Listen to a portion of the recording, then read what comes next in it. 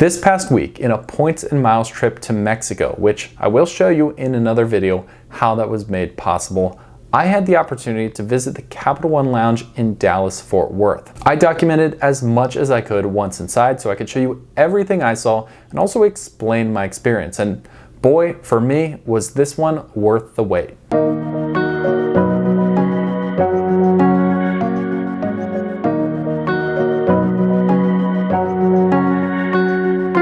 The Capital One Lounge in Dallas was the first Capital One Lounge ever built, and it's also a really important one because with the rise of cards like the Venture X, Capital One is really relying on their lounges being a huge drawing point to get people to get that card and also to make the card worth it to keep. Since this lounge launched in October 2021, they're up to 3 and they'll soon be up to 5 with future lounges coming in Las Vegas and also New York. I found the Capital One Lounge in Dallas in Terminal D, close to Gate 22.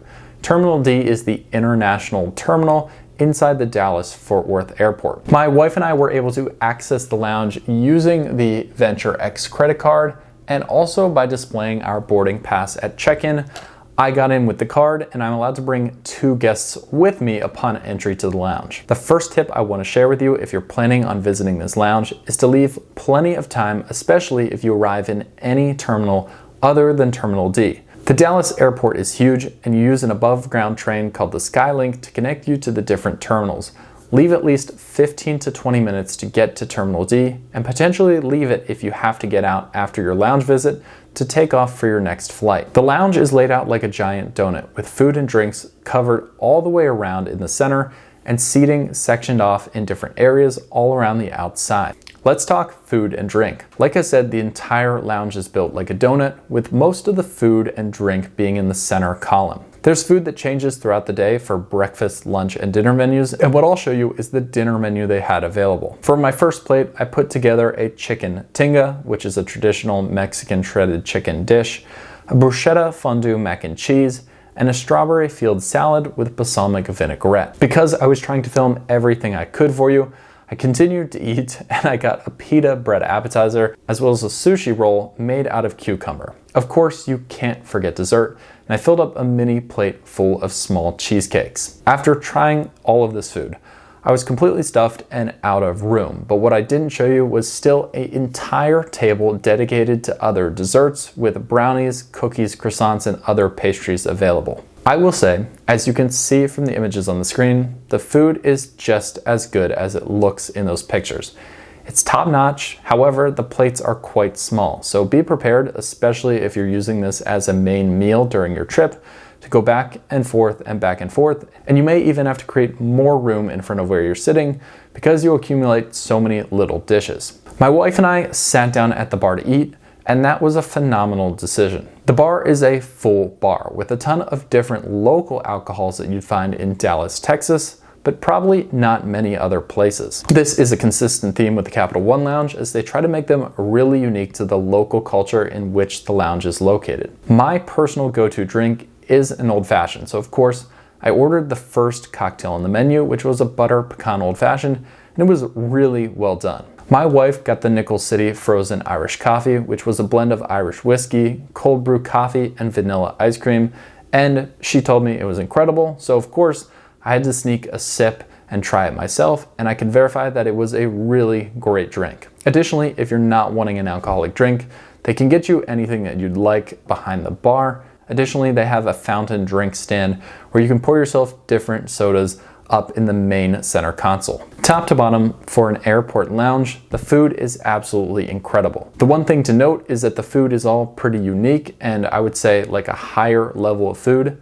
So if you're looking for just a massive plate of chicken tenders and fries, you're actually not gonna find that in this lounge, and you'd be better off going to any standard airport restaurant to order something like that. Now there's a few additional really unique features that I wanted to highlight before I end the video. Capital One has a hallway dedicated with luggage lockers, a mini gym with actually cycling and yoga, a prayer room, and a shower suite. I didn't visit any of those myself because I wanted to take the time to show you the relaxation room that's available to book at the front desk. You can either book that and walk right in if it's available, or they'll send you a text message alerting you when the relaxation room is available so you can go out and enjoy the rest of the lounge without missing anything else. The relaxation pod is a starlit private lounge inside of the lounge that has basically this really fancy massage chair. Of course, to set the mood in the room, there's always kind of like massage, relaxing music playing, and you get 20 minutes inside that locked space to just kind of decompress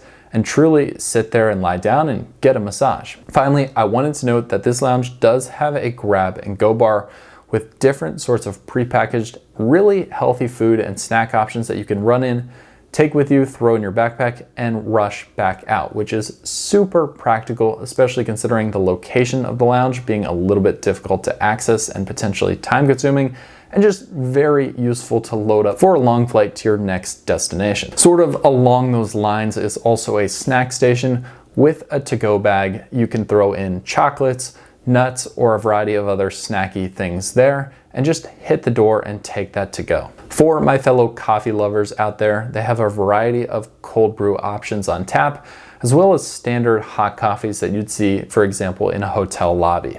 If you want espressos, I was told that they were behind the bar, but I didn't have the chance to actually go and sample those myself. I'll leave you with 3 must-know tips before going into the lounge. First of all, leave plenty of time if you want to make this a stop in your trip.